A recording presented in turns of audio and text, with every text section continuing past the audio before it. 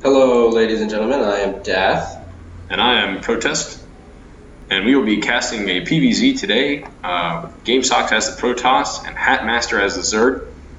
Protoss spawning in the north corner and the Zerg over here in the south. Throwing out the good luck, have fun. And do you know anything about these players, Josh? Well, Gamesox happens to be one of our platinum Protosses here at the University of South Carolina. That's where the game part comes from, Gamecox. He's quite a clever individual. And where does the Sox come from? Could you enlighten us? He happens to be a Red Sox fan. Indeed. So he and his mastery of the English language has decided that the best pseudonym for him would be Gamesox. Here we can see the probe scout going out at the predictable time. And it turns out Randy wants to talk to us. God damn it, Randy. This is really going to mess it up. This is why you put it on busy, sir. Right, this is why I put it on busy. Screw it, yellow. Yeah. Yellow indeed. We're seeing this probe scout going in. Going to be queued up a little bit here. Just seeing what's going on. That creep is really intimidating. Is he going to go on creep? Oh yeah, of course he is, because he's queued up. You see the forge going down. Looks like we're going to see a standard forge fast expand out of Gamesox. Now, Gamesox happens to be a very macro-oriented player. He's not going to be blowing the charts with his APM anytime soon. Certainly not. We've been working on that, but not quite there yet. You'll see macro games from Kevin pretty much all the time. Yeah, Kevin is Gamesox. By the way, HatMaster is random. This is a well, not a PvP. It's a platinum versus platinum. So also look out for that. We see the hatchery going down for HatMaster. Looks like a 15 looks like hatch. a 15 hatch, yeah. We're going to see the pool going down very shortly. Here we go on the side. 15 hatch, 15 pool. Looks like this is probably going to be a Roach Max.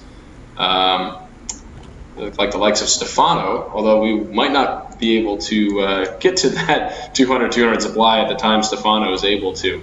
If I recall correctly, it was 1050 was when he was able to max out. Now, Protest, you are mistaken, and this does not come as a surprise to me.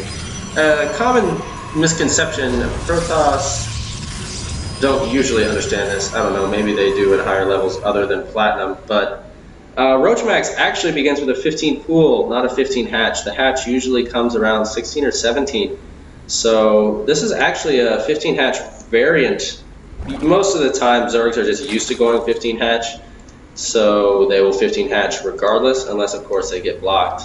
This is actually not Stefano's build, at least not intimately. It's likely that we will see roaches because Zerg are pretty straightforward in their roach play. But other than that, this is not Stefano's build. We are seeing Kevin. Partial wall off over here at the natural. Going up with the cannon and the gateway to be safe. And we see over here the Zerg did indeed take his third. So it looks like we will be looking at a more economical opening from the Zerg. No gases yet. So it looks like even though the pool and the hatch were reversed, we might see a Roach Max. Going to send some lings out for scouting. The Protoss player currently mining with this probe quite diligently. Gamesox always insists on getting that one little piece of minerals in his free time. He swears by the extra minerals that he gains from going ahead and having that guy mine it ahead of time. I've berated him several times for it, but yeah, doesn't listen to me. Which is why he's still platinum. Probes are important units, though, and you need to make sure you're using them efficiently. We're seeing the Zerg player now get both of his queens and going for the geysers at 32 supply. That is actually not standard either, but I guess we're not going to be seeing a lot of standard play here. His timing is pretty close to standard on those gases. Around 5:30-ish is not a ridiculous time to grab both of those gases, but his drones are a little low. And that could just be because of the lack of ability with macro. You see the supply block like you see right now. Those kinds of things will put you a little down on your drone count whenever the timings come to grab those gases. So it's nothing too ridiculously crazy. You can see the Roach Warren and the Evo Chamber going down. That's pretty early. Yeah. 6 minutes flat is a little ambitious of a time to grab that Roach Warren, and he's also got a fairly low drone count. But it's probably not a bad idea, seeing as how in lower leagues a lot of times you will see earlier aggression at the sacrifice of an economy. So maybe it's going to work out for him. But if it does go to a late game situation, he's going to hurt from his lack of income.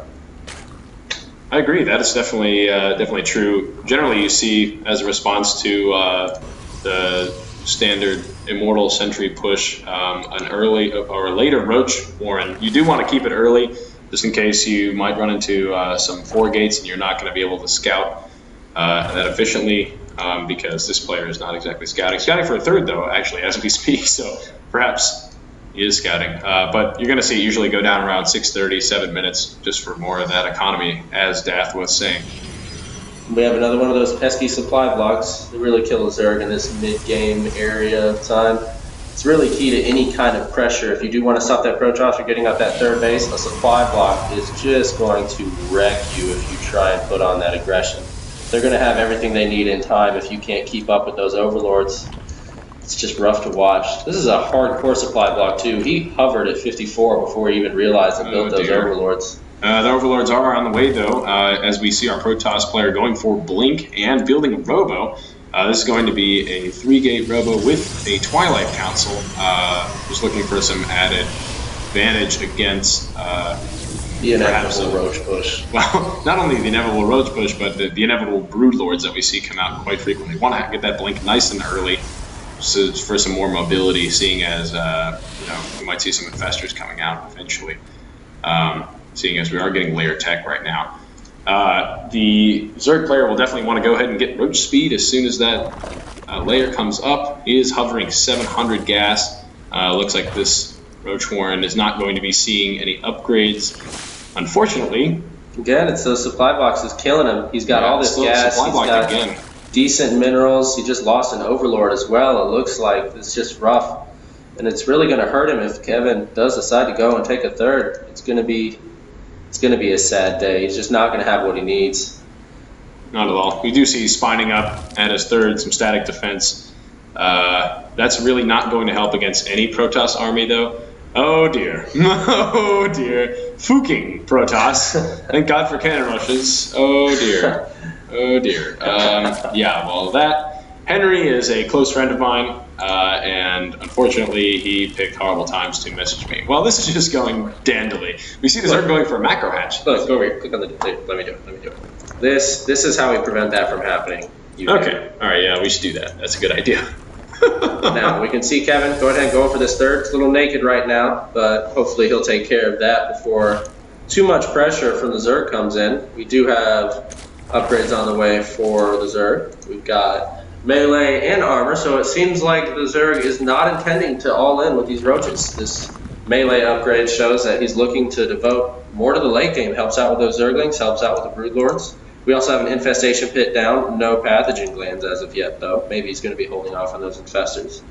And has he done roach speed yet? Does he have roach speed? No, supply block again. Let's just say that. And no roach speed yet either. No roach speed. It's such a critical upgrade. It really is a shame to see that. Fast Hive, and Kevin has seen this. Gamesox knows that this Fast Hive is coming. He's going to be on the lookout for those broods. Working on his +2 attack, I think, at the moment. Or maybe that's +3. No, that is +3. That is +3. Wow, +3 attack out already. Gamesox has kept up with his upgrades. He does like his upgrades. He does keep those rolling.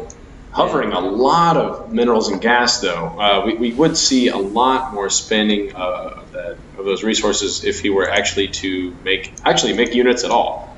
We do see those gateways were thrown down recently, going to be turning those into warp gates, being able to spend a little bit more of that money. Going to go with some more gas-heavy units, it seems, seeing as he is backing up quite a bit. Now, Gamesox does see this little army pushing out across the map. We do finally have this roach speed on the way. That's Finally. It's going to be a little late, though. It would have helped a lot if he had that for this engagement. He's probably kicking himself right now. But let's see how this goes. He could force field this.